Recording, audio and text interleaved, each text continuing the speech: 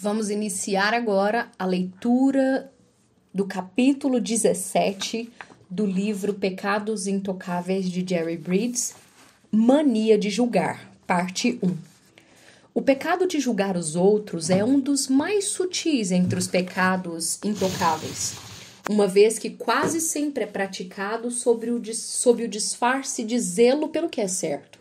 Sabemos que dentro dos círculos evangélicos conservadores existem miríades de opiniões sobre tudo: teologia, comportamento, estilo de vida e política. Além de termos opiniões diferentes, geralmente pressupomos que o nosso ponto de vista é o correto. É aí que começa o nosso problema de julgar as pessoas. Nossas opiniões e verdade tornam-se a mesma coisa. Claro que a mania de julgar não se restringe aos evangélicos conservadores. A atitude permeia a sociedade e ocorre em todos os níveis. Nos Estados Unidos, por exemplo, os ativistas pelos direitos dos animais que incendeiam laboratórios de pesquisas médicas e os ecologistas fanáticos que vandalizam estações de esqui estão extravasando suas críticas. A pessoa que sentencia: Jesus não teria dirigido um carro de luxo, faz um julgamento. Não porque Jesus teria dirigido um carro de luxo, essa não é a questão, mas porque fez uma afirmação dogmática e opinativa baseada unicamente no que acha certo ou errado. Cresci no meio do século XX, quando as pessoas caprichavam no visual para ir à igreja. Os homens usavam terno e gravata e as mulheres vestido ou saia. Lá pela década de 70, os homens começaram a aparecer na igreja usando calça esporte e camisa de colarinho aberto, e as mulheres de calça comprida. Durante muitos anos critiquei esse pessoal. Essa gente perdeu o respeito por Deus? Aposto que não se vestiriam assim para uma audiência com o presidente. Em minha opinião, o argumento era sólido. Contudo, eu estava errado. A Bíblia não diz nada sobre a maneira de nos vestirmos para ir à igreja. Quanto a caprichar no visual para um encontro com o presidente, é uma questão de protocolo na capital federal. Se for convidado a visitar o presidente enquanto ele estiver de férias na praia, é provável que você apareça de bermudas e sandálias. Finalmente, entendi que a reverência a Deus não é uma questão de vestimenta, é questão de coração. Jesus afirmou que os verdadeiros adoradores são aqueles que adoram o Pai em espírito e em verdade, conforme João 4:23. É verdade que a roupa displicente talvez seja displicência para com Deus, mas não tenho como avaliar isso. Assim, não posso retribuir irreverência baseado apenas na roupa da pessoa. Na minha época, também se cantavam os bons e velhos hinos acompanhados de piano e órgão. Era majestoso. Ao meu ver, era um culto reverente a Deus. Hoje, na maioria das igrejas, esses hinos foram substituídos pela música contemporânea. E o piano e o órgão se deram lugar a guitarras e baterias. De novo, critiquei. Como essa gente pode louvar a Deus com esses instrumentos? Acontece que as igrejas do Novo Testamento não tinham nem piano, nem órgão, e mesmo assim louvavam a Deus com salmos, hinos e cânticos espirituais, conforme Colossenses 3,16. Ainda prefiro os hinos que cantávamos na minha juventude, mas é só isso. Preferência. Não é convicção baseada na Bíblia. Concordo que muitos cânticos contemporâneos são vazios e centrados nos homens. Todavia, muitos honram e glorificam a Deus, tanto quanto os hinos tradicionais. Portanto, vamos deixar as críticas de lado. Tratamos algumas de nossas convicções como se fossem verdades bíblicas.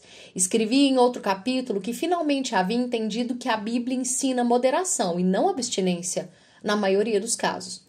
Também tive de lidar com o assunto porque, de novo, me peguei criticando a um irmão em Cristo que bebia uma taça de vinho num restaurante. No entanto, depois de ter dado meu parecer sobre moderação, recebi uma carta gentil, mas enfática de uma querida senhora chamando-me a atenção. Ela estava convencida de que eu estava abandonando uma das pedras fundamentais da moralidade cristã. Entendo a preocupação da senhora, mas ela não me apresentou nenhuma evidência bíblica. Tudo era convicção pessoal. Não me entenda mal, por favor. Acho que em virtude do abuso difundido da bebida alcoólica hoje em dia, há bons motivos para a prática da abstinência. Em outro contexto, eu defenderia a abstinência com unhas e dentes, baseados nesses motivos. Mas este capítulo fala sobre a mania de julgar, e estou dando alguns exemplos pessoais de como é fácil julgar os outros em assuntos que a Bíblia não trata ou não trata com a clareza que gostaríamos. O apóstolo Paulo atacou de frente esse problema em Romanos 14. Parece que havia duas questões específicas que geraram críticas nas igrejas de Roma. Uma era o vegetarianismo contra a mentalidade do coma o que bem quiser. A outra questão estava relacionada à guarda de alguns dias considerados santos. Segundo Paulo, uma pessoa considera um dia mais importante que o outro, mas outra julga iguais todos os dias, conforme Romanos 14:5. Parece que os vegetarianos andavam criticando quem comia de tudo, especialmente carne, enquanto estes faziam pouco caso, provavelmente desdenhavam dos vegetarianos, conforme o verso 3. Os dois lados se criticavam mutuamente. Os vegetarianos se achavam os donos da verdade e olhavam com desprezo religioso os que comiam de tudo. O outro lado se achava mais instruído. Sabiam que Deus não estava preocupado com o que eles comiam, desde que o alimento fosse recebido com gratidão, conforme 1 Timóteo 4:4. E assim faziam críticas de um modo diferente. O mesmo acontece hoje em dia. Os defensores da música contemporânea desdenham dos que preferem os hinos tradicionais, chamando-os de antiquados e ultrapassados. Um jovem pastor me disse: com nossa música, vamos conquistar todos os jovens de sua igreja. De modo inverso, são tão críticos quanto os que preferem os hinos tradicionais. Isso também se aplica à questão da moderação versus a abstinência. Já observei cristãos que tratam o consumo de bebida alcoólica como assunto de liberdade cristã, desdenharem de quem é abstêmio. Meu argumento aqui é que não interessa de que lado da questão defendemos. É fácil criticar quem não pensa como pensamos e depois encobrir o julgamento com a capa das convicções bíblicas. A resposta de Paulo à situação em Roma foi: parem de julgar uns aos outros. Não interessa de que lado vocês estão. E acrescentou: quem és tu que julgas o servo alheio?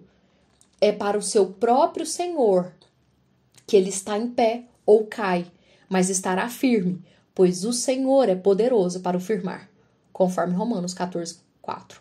Basicamente, Paulo está mandando: parem de fazer o papel de Deus em relação aos irmãos em Cristo. Deus é o juiz, não vocês. É isso que fazemos quando julgamos as pessoas que têm preferências e práticas diferentes das nossas. Estamos usurpando um papel que Deus reservou para si mesmo. Talvez seja a isso que Jesus referia no conhecido texto de Mateus 7, do 1 ao 5, quando perguntou: por que vês o cisco no olho do teu irmão e não reparas na trave que está no teu próprio olho? Será que a trave em nosso próprio olho não é a da crítica, a da arrogância, de usurparmos o papel de Deus? Mais uma vez, Jesus faz uso de hipérbole como forma de ensino.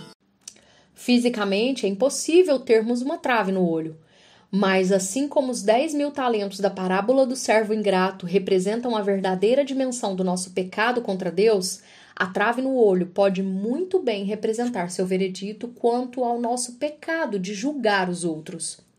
Se estou correto, então a seriedade do pecado da crítica não é tanto o fato de eu julgar o meu irmão, mas o de assumir uma posição que pertence a Deus. E assim nós concluímos a primeira parte do capítulo 17 sobre a mania de julgar.